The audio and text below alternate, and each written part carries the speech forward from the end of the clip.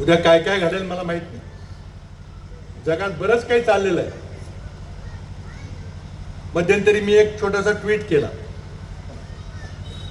खूप गाजला. मी म्हटलं की कदाचित महिनाभरात मराठी माणूस भारताचा पंतप्रधान होईल.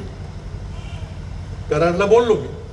अनेकांचे फोन आले, विचारले याचा अर्थ काय, कसं काय. कोण म्हटलं की तुम्ही होणार का, कारण कोणाला माझी पार्श्वभूमी माहीत नव्हती.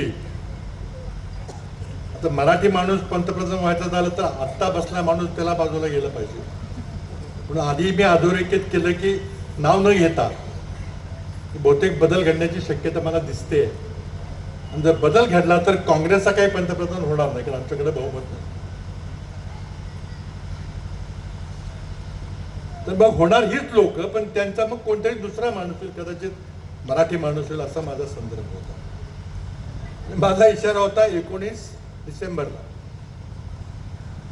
कारण 19 डिसेंबरला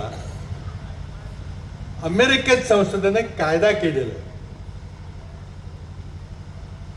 19 नोव्हेंबरला कायद्यावर राष्ट्रपती ट्रम्प साहेबांनी सही केली आणि तो कायदा झाला. आणि कायद्यामध्ये असं म्हटलेलं आहे की अमेरिकेत एप्स्टीन नावाचा एक माणूस होता, इस्रायलचा गुप्तहेर होता. त्यानं जो धुमाकूळ घातलेला आहे अमेरिकेमध्ये, त्याचा पर्दाफाश होणार आहे. तो आपल्या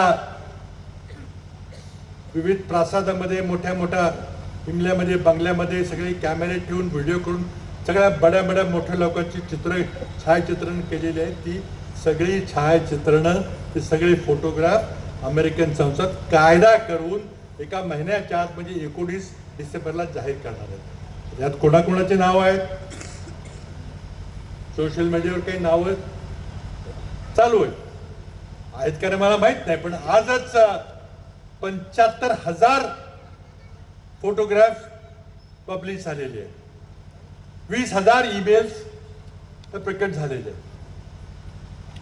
आणि त्यामध्ये अमेरिकन संसदेने सांगितले की हा डाउनलोडेबल डेटा पाहिजे, हा सर्च करता आला पाहिजे.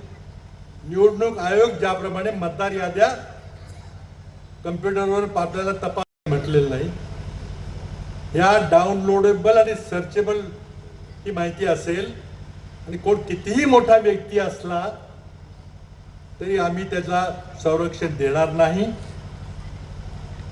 ती सगळी माहिती जाहीर होणार आहे. 19 डिसेंबरला काय होतं मला माहित नाही. उलटसुलट चर्चा चालू आहे, कोणाकोणाची नावं आहेत, काय काय, कोणी कोणी काय काय कारनामे केलेले आहेत. आणि त्यामुळं चळवळीचा मुख्य आत्मा आहे की आशा सोडायची नाही. काहीतरी होईल बहुतेक असं आम्ही आशा घेऊन पुढे चाललेलो. झालं तर काहीतरी चांगलं होईल.